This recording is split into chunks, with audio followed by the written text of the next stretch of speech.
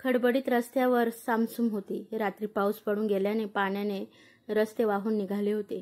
गटारे नाल्या तुडुंब भरल्या होत्या. रस्त्याच्या कडेला असलेली बकुळाची झाडे लक्ष वेधून घेत होती. त्या बकुळाचं आणि आपलं खूप अगत्याचं नातं असावं असा अनुज झाडांकडे बघत होता. मध्ये समोर पाऊल टाकत पुढे चालत होता. समोर गेला की परत मागे वळून त्या झाडाकडे बघत होता. क्षणभरासाठी त्याला वाटलं की त्या झाडासमोर स्तब्ध उभं राहून काहीतरी बोलावं. एवढ्यात त्याला मागून कोणीतरी आवाज दिला. अनुज, अनुज, थांब. ओळखीचाच पण खूप वर्षांनी ऐकलेला तो आवाज ऐकून तो मागे वळला. आदी, तू तू इकडे. अनुजचे भावूक हृदय अगदी पिळून निघाले. त्याच्या डोळ्यात लगेच आदीला बघून पाणी डबडबून आले. त्याच्या मुखातून एकही शब्द बाहेर फुटले नाही. तो तसाच तिच्याकडे कितीतरी वेळ बघत राहिला. आधीही काही न बोलता त्याच्याकडे बघत उभी होती. तोच रस्ता, तेच आकाशाशी भिडणारं त्यांच्या दोघांमध्ये उभं असलेलं बकुळेचं झाड आणि तोच पावसाच्या सरीने मालतीला आलेला अमृतगंधाचा दरवळणारा सुगंध. रस्त्यावरून जाणाऱ्या गाडीच्या हॉर्नने अनुज भानावर आला. हळूच आधीवर खिळलेली नजर दूर केली त्याने. कधी आलीस? कशी आहेस? विसरली की काय? मी मजेत आहे. अरे, ऑफिसच्या कामाने आली. आठवडा झाला. मी घरी येणारच होते भेटायला, पण नको म्हटलं उगाच. हो, तू आता आमच्याकडे येणार पण कशी म्हणा? तू आता परदेशात राहते. तुला इकडे बिनएसीच्या घरात गुदमरल्यासारखं होत असेल ना? असं नाहीच मुळी. मग कसं आहे सांग जरा. जुन्या आठवणी उफाळून येतात रे मनात. त्या कधी जातील म्हणा? बकुळीच्या झाडाकडे बघत होता ना. अजूनही येतो इथे? हो ग, येतो कधी कधी. आज 1 महिन्याने आलो इकडे रनिंग करत, पण इथेच घुटमळत राहिलो. हो, दिसलं मला तुझं वेड्यासारखं वागणं. मागे काय जात होता, परत वळून काय बघत होता. मला वाटलं तूच असावा. तशी मीही इथेच येत होती. तो स्वतःशीच फुटफुटला. मला माहीत होतं तू इथे येणार. तू काही बोलला का? नाही. नाही तर? काही नाही. मी आज अचानक इकडे आलो. वाटलं नव्हतं तू अशी आज इथे भेटशील म्हणून. अनुज आणि आदी उघड्या डोळ्याने त्या बकुळीकडे बघत होते. किती मोठं झालं हे झाड. विपिनने लावलं तेव्हा अगदी रोपटं होतं इवलीचं. आता किती बहरलं. आधी तुला आठवतंय? विपिनने लावलेलं हे झाड आहे. ती जुन्या स्मृतींनाच उजाळा देत होते. हो, आठवतं ना. मी कसे विसरेल ते दिवस. मला वाटलं तू कॅलिफोर्नियाला जाऊन 6 वर्ष झालीत. तुला इथे कुठे काय कोणी लावलं ते कसं आठवेल आता. पण स्ट्रॉंग मेमरी आहे तुझी. जागा बदलली तरी आपली माती ती आपलीच असते रे. तिची नाळ नाही तुटत, देश सोडून गेलं तरी. चल ना, झाडाखाली थोडं उभं राहू. दोघेही त्या गार्डनमध्ये आत शिरले. अनुज तिच्या मागोमाग चालू लागला. अजूनही तशीच वाटते आदिती. आपल्याला पहिल्यांदा भेटली तेव्हा कशी होती ना, हे अल्लड, तापट, जरा रागीट. नाक तर फुगलेलंच असायचं हिचं. आमची भेट पण तशीच झाली होती. अजूनही हसायला येतं त्यावरून. अनुज ते दिवस आठवू लागला. ये. अरे, आंधळा आहेस का तू? दिसतं की नाही डोळ्याने? कोणी मुलगी जात आहे ते समोरून. अनुज घाईत ऑफिसकडे जायला निघाला होता. राहू दे ना, मी उचलेल माझे बुक. तू आधी हॉस्पिटलमध्ये जाऊन डोळे चेक करून घे स्वतःचे. त्याने ऐकून न घेता बुक उचलून तिच्या हातात ठेवले. हे घे तुझी बुक्स. आणि I am really sorry. Anuj तिथून निघून गेला. काय बावट मुलगा आहे हे. कॉलेजचा पहिला दिवस स्पॉईल केला याने. काय झालं आधी? कुणावर रागवली आहेस? क्लासरूमकडे जाणाऱ्या मालतीने प्रश्न केला. काही नाही ग. एक बावट मला टकरावला. ओ, अच्छा. तरी म्हटलं काय झालं असेल. आल्या आल्या चिडायला लागला असेल चुकून धक्का. एवढं काय हायपर होतेस? अगं, तुला माहीत नाही हे मुलं जाणून कसं करतात. आधी धक्का द्यायचा, मग सॉरी म्हणत मैत्रीचा हात पुढे करायचा. पण नाही यार, तो तसा नव्हता. सॉरी म्हणून निघून गेला. हो, तेच सांगत आहे. घाईत असेल तो जाऊ दे. चल आता क्लासमध्ये. दोघेही क्लासकडे निघाल्या. हे गाईज, निख्या, प्रीतम, अरे तुम्ही सर्व आलेत पण आज लवकर? व्हॉट्स अ प्लेजंट सरप्राईज यारो. मी तर म्हटलं नेहमीसारखं कॉलेज 10ला असते ना. तुम्ही येणार 12ला आपलं ब्रह्ममुहूर्तावर. सर्वांना लवकर आलेलं बघून आधीला आश्चर्याचा धक्का बसला. अगं हो, श्वास तर घे जरा बोलताना. आम्ही आता लवकर यायचं ठरवलंय. फर्स्ट इयरला चाललं ग. आता सिरियसली स्टडीला लागायचं. क्या बात है प्रीतम. हो यार, खूप झाला टाइमपास करून. अरे रेवडी कुठे दिसत नाही आहे. आली नाही का अजून? रेवा आली नाही, येणार आहे ती. ट्रॅफिकमध्ये फसलेली असेल. आणि निख्या, तू तिला रेवडी रेवडी का करतोस रे? एवढं छान नाव आहे तिचं रेवा. रेवडी कापराच्या वडीसारखी आहे. कापूर कसा हवेत ठेवला की उडून जातो, तशीच ती न सांगता उडून जाते. म्हणून मी तिला रेवडी बोलतो. आणि मी म्हणेल रेवाला रेवडी. माझा हक्क आहे तो. हसत हसत निखिल रेवाची खिल्ली उडवत होता. थांब, येऊ दे, तिला सांगते. आधी तिने ताकदीचा सोर काढला. काय गादे, जा सांग, घे आली ती. अरे रेवडी कोणाला घेऊन आली सोबत? रेवाच्या मागे निखिलला क्लासमध्ये नवीनच मुलगा येताना दिसला. हे फ्रेंड्स. रेवा त्यांच्या घोळक्यात शिरले. तुझीच वाट पाहत होतो. नाही म्हणजे आम्ही तुझी चर्चा करत होतो. आम्ही नाही ग, रेवा हा निख्या. हा तुला ना? मालती रेवाला तक्रारीच्या स्वरात सांगायला लागली. यार चूप राहा ना तू मालती. हा कोण नवीनच आला क्लासमध्ये? तू घेऊन आली का रेवडे याला? निख्या, तू ना आधी तर मला असं चिडवू नकोस. आणि त्याला मी ओळखत पण नाही. हा तोच आहे ज्याच्यासोबत माझी ऑफिससमोर टक्कर झाली. हा आपल्या क्लासमध्ये कसा काय? त्याला बघून लगेच आधी तिला आठवलं. हा तोच होता ज्याने आपल्याला धक्का दिला. अच्छा, म्हणजे हा तोच बावट आहे ज्याच्यावर तू चिडली होती? मालती तिला विचारत झाले. हो, हा तोच आहे. अनुजकडे बघतच आधी तिने तिला हा तोच असल्याचं सांगितलं. अनुज समोरची 2-3 बेंच सोडून मागे आला. त्याने निखिलच्या बाजूला येऊन बॅग ठेवली आणि बसायला गेला. एवढ्यात मागच्या बाकांवर गप्पा करत असलेल्या निखिलचं त्याच्याकडे लक्ष होतंच. हिरो, हा तूच. तिथून बॅग घेऊन मागच्या नाही तर समोरच्या बेंचवर बस. ती माझ्या मित्राची जागा आहे. निखिलने बसल्या जागून अनुजला उठवलं. अनुजला हा प्रकार रॅगिंग सारखाच वाटला. त्याने आपली बॅग घेतली आणि मागच्या बाकावर जाऊन बसला. काय रे निख्या, अजून आला नाही विपिन? कशाला उठवलं? त्याला बसू द्यायचं होतं ना. नवीन आहे तो कॉलेजमध्ये. तुला बरी सहानुभूती वाटायला लागली का मालती त्याची? बरं, जाऊन त्याला सॉरी म्हणून का मी? की पाया पडू त्याच्या, मला माफ कर म्हणून? निखिल जरा चिडला होता. अरे काय हे सॉरी बोलण्याने काय जातंय तुझं? समोरच्याला आपल्या चुकीने वाईट वाटलं असेल तर सॉरी म्हणून चूक दुरुस्त करता येते माणसाला. मध्ये पडून रेवा त्याला समजावत होती. ओके, जाऊन त्याला सॉरी म्हणतो. खुश ना आता? निखिल तडक आपल्या बेंचवरून उठून अनुज जवळ गेला. हॅलो, सॉरी, तुला वाईट वाटलं असेल माझं बोलणं. No, it's okay. By the way, I am Nikhil Paranjape. And you? I am Anuj. आता मध्येच ॲडमिशनची कशी काय केली तू इथे? काही कारणास्तव मला दिल्ली सोडून इथे यावं लागलं, सो इथे ॲडमिशन घेतली. गुड, चल enjoy your first day in new college. अनुजने फक्त स्माईल दिली. निखिल परत आपल्या ग्रुपला जॉईन झाला. हा विपिन आज येतो का नाही कॉलेजला? यार सर, पण नाही आले. चला बाहेर कॅन्टीनवर जाऊ. विपिन ह्या ग्रुपची जान होता. आज त्याचा काही पत्ता नव्हता कॉलेजला. तो आला की साऱ्यांना हसवत राहायचा. नको रे प्रीतम, सर येतीलच एवढ्यात. एक लेक्चर झालं की जाऊ बाहेर मग. तू पण ना आधी? ठीक आहे. पहिले 3 लेक्चर झाले आणि सर्व निघून गेले. चला आता आपण मस्त धम्माल करूयात. ही मंडळी गेली आता घरी. प्रीतम, पार्टी वगैरे काही नको.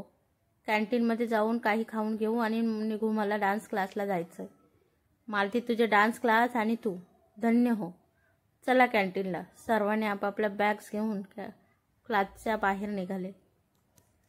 निखिलचा अनुजकडे लक्ष गेलं. तो एकटाच आपल्या बाकावर बसून कसल्या तरी विचारात डुबला होता. अनुजच ना? दचकतच त्याने भानावर येत मान हलवली. चल कॅन्टीनला आमच्यासोबत. सर्व क्लास निघून गेला. आता लेक्चर नाही होणार आहे. कॅन्टीनला? मी? आय नो तू नवीन आहेस, पण ओळख करावं लागेल ना. आणि इथे सर्व ग्रुप पडलेत. तुला एखादा ग्रुप जॉईन करावं लागणार आहे. अरे ये निख्या, चल ना यार, लवकर ये. आम्ही सगळे बाहेर वाट बघतोय तुझी. दाराजवळ येत रेवाने आवाज दिला त्याला. हो आलोय, जस्ट वेट. चालतो का आता तू? निखिलने जबरदस्तीने अनुजला आपल्यासोबत नेले. सर्व कॅन्टीनमध्ये एकत्र येऊन बसले. त्या जुन्या मित्रांमध्ये अनुजची एक नव्याने भर पडली. अनुजने आपली ओळख करून सर्वांना ओळख करून दिली. 1 वर्ष अनुजने दिल्लीच्या IIT कॉलेजमध्ये केलं होतं. अचानक काही आजाराने त्याच्या वडिलांचा डेथ झाली आणि दिल्ली सोडून त्याला मुंबईला आपल्या आईजवळ यावं लागलं. अनुजसाठी खूप मोठा धक्का होता तो. अनुज ही रेवा आहे सर्वात बडबडी. अगदी तुला हिच्या बोलण्याने कंटाळा आला तरी हिला ऐकून घेण्याशिवाय ऑप्शन नाही. हिटलरशाही चालते हिची सर्वांवर. प्रीतम आपल्या ग्रुपमधील सर्व मित्रांची अनुजला ओळख करून देत होता. ए अनुज, असं नाही रे, हा प्रीतम तुला जास्त सांगतो आहे माझ्याबद्दल. रेवा जरा आव आणतच बोलली. झालं का माझं बोलून? सांगू दे तर अजून तिचे स्किल काय आहे ते. आणि हो, रेवाला भटकंती करायला, जंगली जनावरांचे फोटो काढायला खूप आवडते. हिने क्षेत्र चुकीचं निवडलं असं मला कधी कधी वाटतं. बस पुरे झालं आता प्रीतम, नेक्स्ट सांग. नेक्स्ट हा निख्या. निख्या आपल्या कॉलेजमध्ये चॉकलेट बॉय. एका वर्षात त्याला क्लासमधल्या आणि कॉलेजमधल्या 20 मुलींनी प्रपोज केलं, पण याने कुणालाच होकार दर्शवला नाही. का? अनुजने प्रश्न केला. अरे सांगतो आहे, कारण ऐकून तू हसू नको मात्र. याला ना ती मधुबाला आवडती. आई ये मेहरबा बैठिए जानी जा, शौक से लीजिए जी प्यार का इम्तिहान. न थांबता प्रीतमने गाण्याचं पहिलं कडवं पूर्ण करत बोलू लागला. हे गाणं गुणगुणत असतो हा मधुबालाचं सारखं. आता तूच सांग, याला ती ओल्ड 1920 मधुबाला कुठून मिळणार आणि हे अशा मॉडर्न युगात? हा डीजेवाले बाबू सोडून असले सॉन्ग ऐकतो. आई ये मेहरबा. प्रीतम मोठमोठ्याने हसू लागला. ए भसाड्या, तुला काय माहिती आहे रे मधुबालाबद्दल? She most beautiful woman. आणि माझ्या गाण्याची वाट लावली यार तू. आता एक शब्द पण गाशील ना तर मुस्काट धरून आवरेल हं तुझं. निखिलला असं चिडलेलं बघून सर्व परत हसायला लागले होते. खिदळायला का लागली सारीच? ओके, मी जातो इथून, हसत बसा. निखिल उठून तावातावाने जायला निघालाच होता. प्रीतमने त्याला ओढून ताडून आणत बसवलं. यार निख्या कुल रे, मला पण रात्री झोपण्यापूर्वी जुनी गाणी ऐकायला आवडतात, त्याशिवाय झोपच येत नाही. त्याला समजवण्यासाठी मालती बोलू लागली. आता हे कितपत खरं आहे तिचं तिला माहिती. त्यात ओल्ड काय नवीन काय, चॉईस इज चॉईस. आणि कुणाकुणाला आवड असते जुन्या कलेक्शनची. अनुज खऱ्या अर्थाने निखिलची बाजू घेत होता. वा, अगदी मनातलं बोलला रे आण्या. मलाही भेटेल अशीच कोणीतरी जी फक्त आणि फक्त माझ्यासाठी बनके असेल, सिंगल पीस. म्हणून ना मी कुणाच्या मागे जात नाही.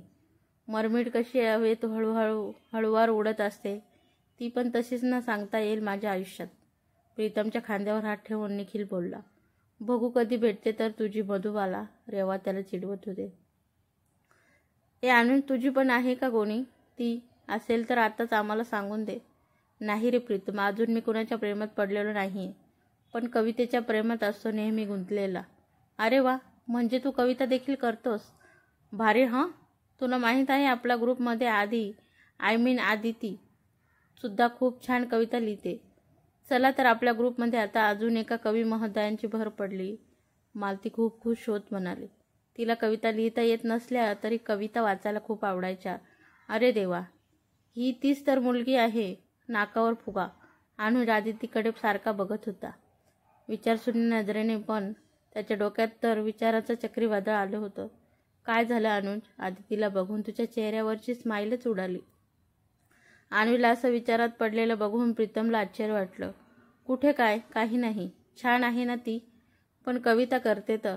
अनुज आदितीकडे बघत बोलला. अनुज सॉरी, अरे मी जास्तच बोलले तुला. काय तू पण ना बघून चालायचं ना. अगं सॉरी, तू कशाला बोलते? माझी चूक आहे. मी खूप घाईत जात होतो. मला काय माहिती समोरून तू येत आहे ते. पण तेव्हाची आदिती ती तूच आहेस ना. तेव्हा मला वाटलं झालं आता आपली काही खरं नाही. म्हणजे तुला काय म्हणायचं आहे? तेव्हा तुझं नाक किती फुगून होतं, असं माठासारखं. अनुज हसत होता. ये माठासारखं नाही हा. बरं, आता आपण फ्रेंड्स ना? हो फ्रेंड्स. मला आवडेल तुझ्याशी फ्रेंडशिप करायला. आदितीने अनुजसोबत हात मिळवला. तिचा तो हात त्याने असाच कितीतरी वेळ हातात धरून ठेवला होता. आदिलाही त्याच्या हातातून आपला हात सोडून घ्यावा वाटला नाही. निखिल हळूच अनुजला धक्का देत त्याच्या कानात कुजबुजला. अरे सोड की आता तिचा हात. भानावर येत तसंच अनुजाच्या हातून तिचा हात निसटला.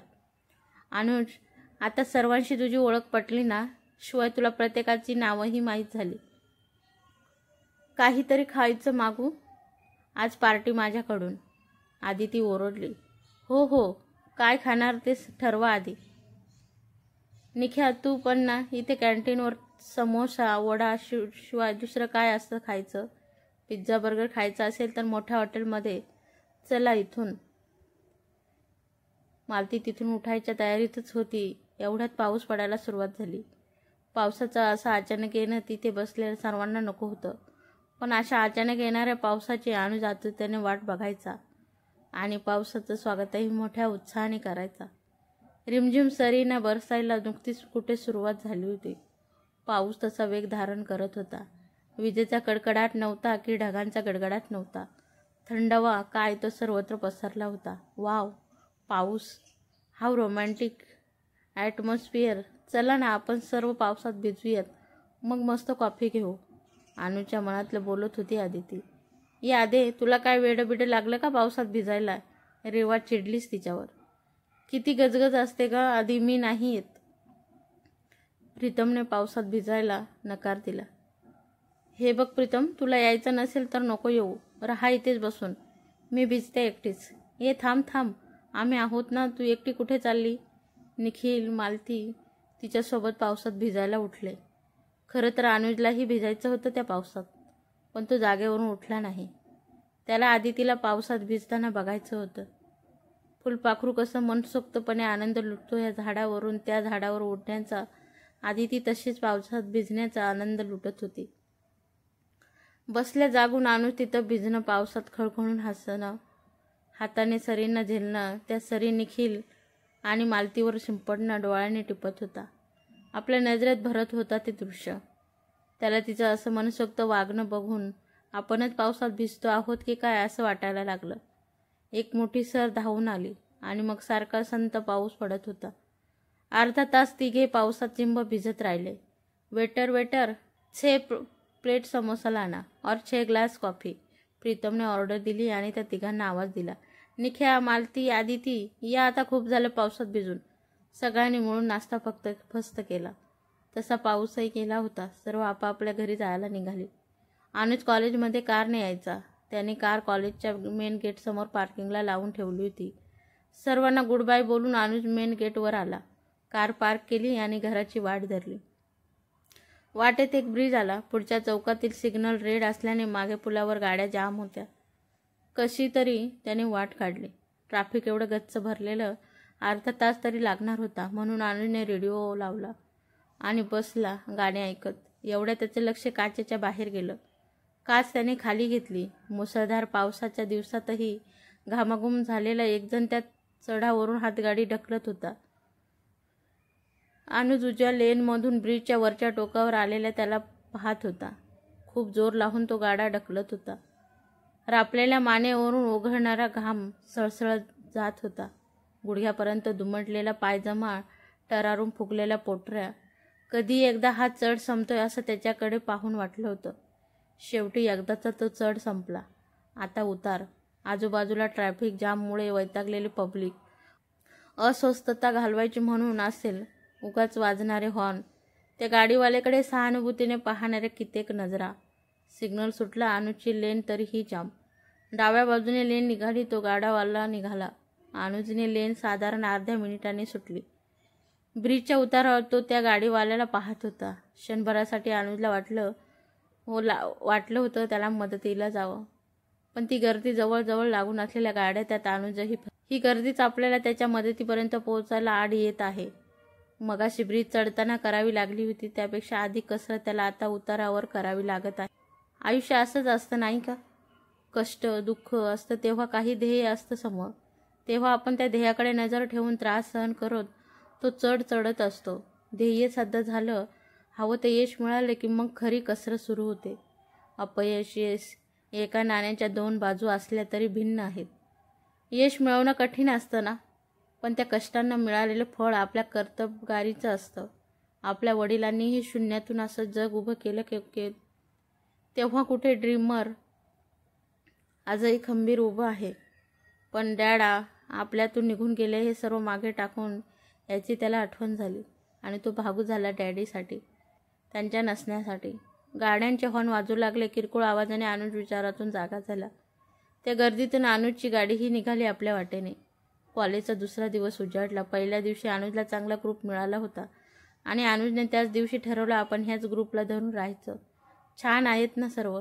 हसरी, मालती, बोलकी, रेवा, निख्या तर जाम भडकतोच कधी कधी. लहरी आहे तो. प्रीतम आहे बऱ्यापैकी मनमिळाऊ वृत्तीचा. आदिती, तिचं नाव ओठावर येताच तो गालातल्या गालात हसला. आधी वाटायचं मला खूप रागीट असावी, पण मनाने कशी बडबडी आहे ती. तसंच असायला पाहिजे. तेव्हाचा राग, रुसवा तेव्हाचं समोरच्या व्यक्तीवर काढून मोकळं झालेलं बरं. नाहीतर कुणाला सवय असते कुणाचा राग कुणावर आवडायला लागली का आदिती आपल्याला. छे काही पण ना. पहिल्या दिवशी असं वाटतंय. असो, निघू आता आपण कॉलेजला. निघतो का मॉम मी? अनुज आईला सांगून हॉलच्या बाहेर पडला. अरे टिफिन घेऊन जा. हा काय टेबलवरच ठेवला होता. असू दे का मॉम, जेवण केलंय मी. आता दुपारी जेवायची सवय नाहीये मला. बरं नीट जा. Yes mom, bye. अनुजला वाटेत मालती ऑटोला हात देत उभी दिसली. त्याने कार तिच्या समोर नेली. आपल्या समोर उभ्या असलेल्या कारकडे बघून आधी तर दुर्लक्ष केलं तिनं. मालती मालती. अनुजने तिला काच खाली करून आवाज दिला. आन्या तू? हो. कॉलेजमध्ये चालला का? नाही, चौपाटीला चाललोय. मरीन ड्राईव्हला. चलतेस तू? नाही यार. कसा आहेस तू? आज कॉलेज आहे ना. मग कधी? मी उन्हाळ्यात काय मारतोय तिकडे. जाऊन चल ये बस.